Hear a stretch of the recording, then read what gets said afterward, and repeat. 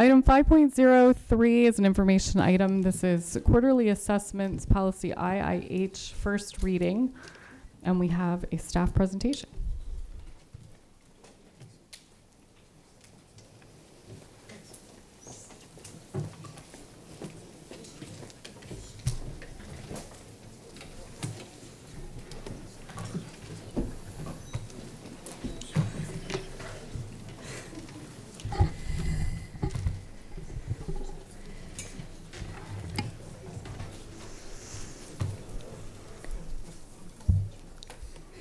Good evening. For the record, my name is Jessica Kutches, Legislative and Policy Counsel. This evening, we are bringing you a new policy, Policy IIH, Quarterly Assessments, that will rescind Policy IIA, High School Final Examinations. This policy and its accompanying regulation include exciting proposed changes for the 2016-2017 school year that would provide a more effective approach to teaching and learning. The formulation of the changes that we will discuss have been a result of a collaborative team effort, and this panel is representative of some of the many offices that were instrumental in moving this change forward. Let me introduce our panel. Dr. Maureen McMahon, Deputy Superintendent of Schools, Dr. Kathy Kubik, Associate Superintendent of Schools, Mrs. Michelle Batten, Assistant Superintendent of Schools for Curriculum and Instruction, Mr. Anthony Austin, Executive Director for Equity and Accelerated Student Achievement, Mr. Jason Dykstra, Executive Director for Instructional Data, Mr. Patrick Bathurst, Principal, Savannah Park High School, and Ms. Shannon Pugh, the Manager for Assessments. I will now turn the presentation over to Dr. McMahon, who will discuss some of the reasons for the proposed changes. Good evening.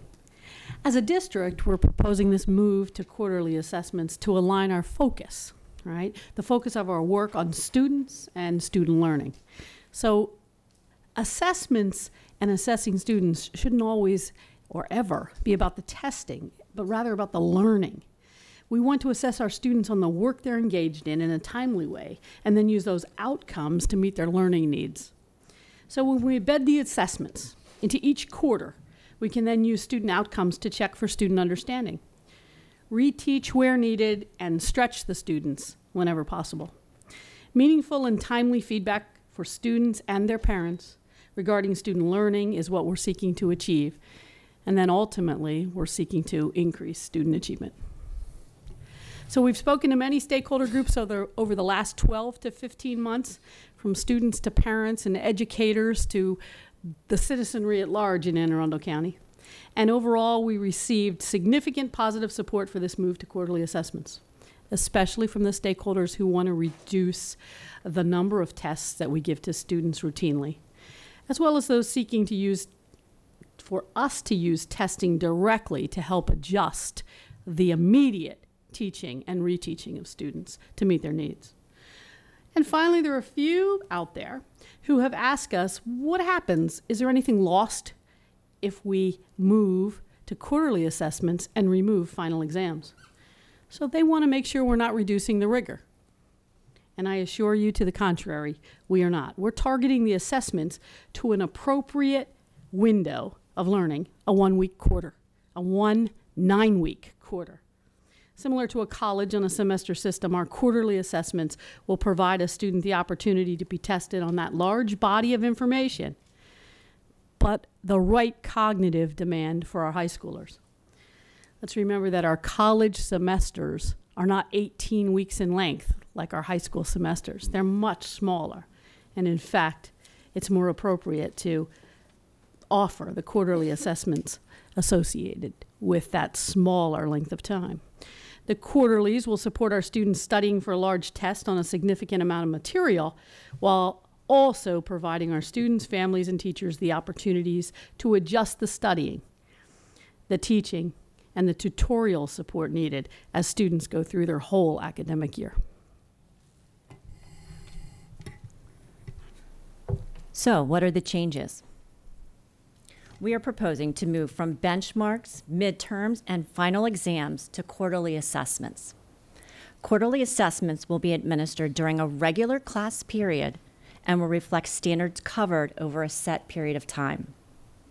Currently, high school students are taking 24 to 40 district-produced assessments per year. Under this proposal, high school students would take 20 district-produced assessments per year. The reduction of district-produced assessment is more apparent at the elementary level. Students would be moving from taking 33 district-produced assessments to 11. So we are reducing the amount of district-produced assessments so students will take and make the ones that they are taking more meaningful. Quarterly assessments will be streamlined and offer a systematic focus on critical thinking, problem solving, and extensive writing.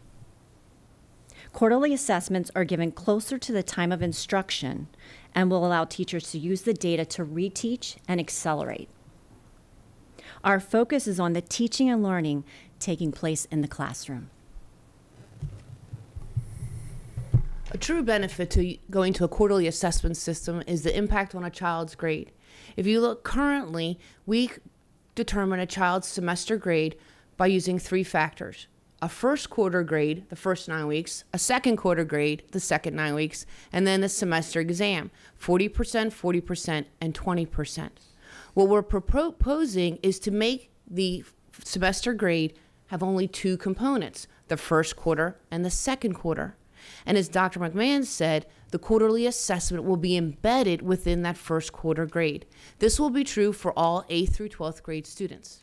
If you look at 6th and 7th grade students, you'll see the same model, 50% on the first quarter grade, 50% on the second grade, but the quarterly assessments will only count for 5%.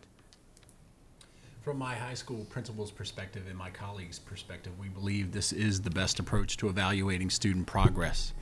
It will be more diagnostic with an immediate and timely focus on student strengths and areas for improvement, allowing teachers to offer specific student feedback within that time frame of the semester, and the students given an opportunity to work on those standards, concepts, skills during their coursework as follow-up, and not solely about receiving a letter grade on a report card at the end of a semester.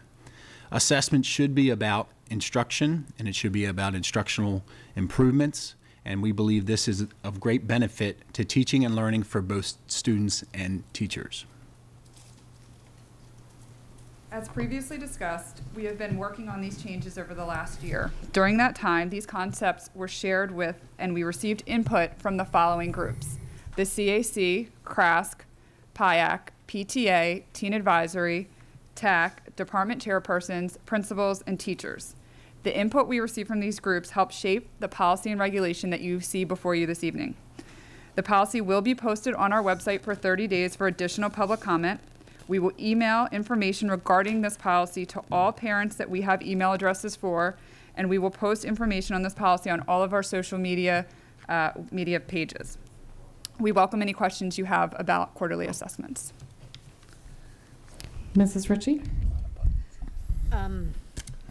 2 things. One, to the people in general, pay attention, because even if your kid is not in high school, they're going to eventually get there, and this will affect them. So middle school and elementary school parents, please look at this and know what's coming for you down the pike.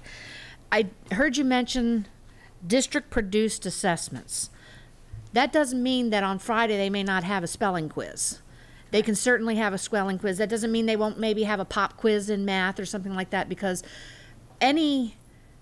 if you think of any test as an assessment of knowledge, these are the ones that are going to be the whole semester, but they need to also be doing some things all throughout the school year. So there may be little, pop quizzes or, or tests and stuff like that. So that doesn't mean all that's going away. Right. Formative assessments will still stay in place, and those are teacher-made and directed and based on the current content that day. So exit tickets, checkpoint quizzes, those things will still occur.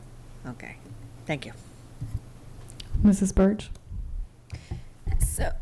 So we're rescinding the final exam policy and putting this one in place.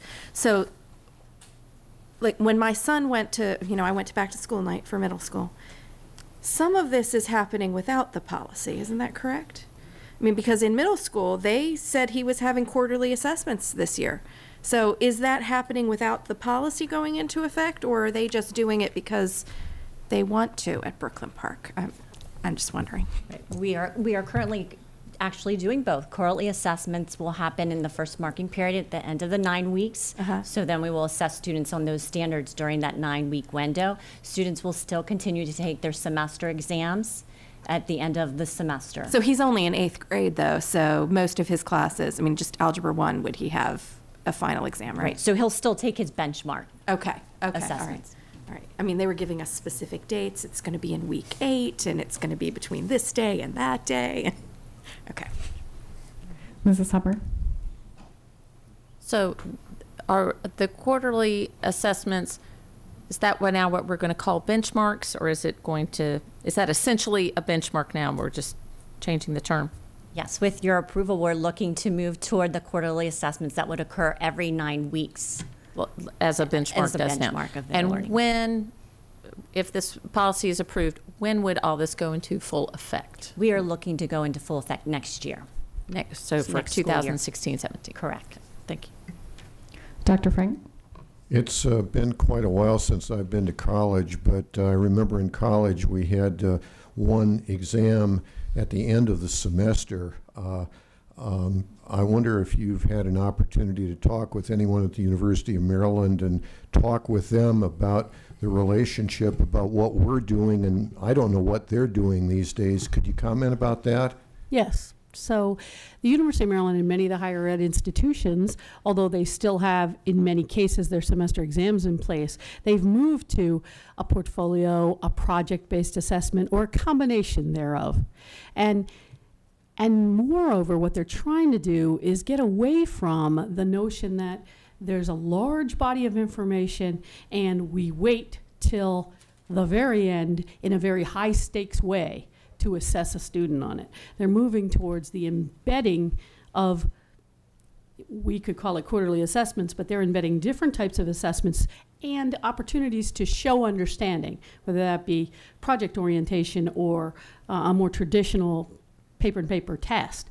But they're doing that in a very different way, led by our very local University of Maryland, Baltimore County, UMBC, which was just in the news recently, number 4 in the nation for innovation and looking at not only teaching and instruction differently, but also the way to evaluate students differently.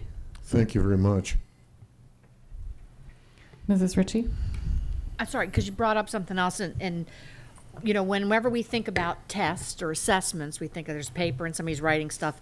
But this could also be a performance based. It could be you know, if you have to do, you're in an art class or whatever, you may be asked to do a project as opposed to necessarily take a traditional looking test. So people need to be aware that assessments don't necessarily mean fill in the little bubble. I just want to say that I applaud this policy. Working in higher ed, we are making that transition. Yeah. Employers keep telling us that they want students who are information literate and creative and good communicators, and you can't assess things like that very well on a pencil and paper test. And now that we have smartphones, if you need to, we don't have to memorize 18 weeks worth of material, we can look it up. So we need to know how to look it up. So thank you for moving us in this direction. We don't have any more board comments. Do we have any public comments or questions about this first reading? Okay, so we will put it up on the web and get the word out and accept comments that way. Thank you.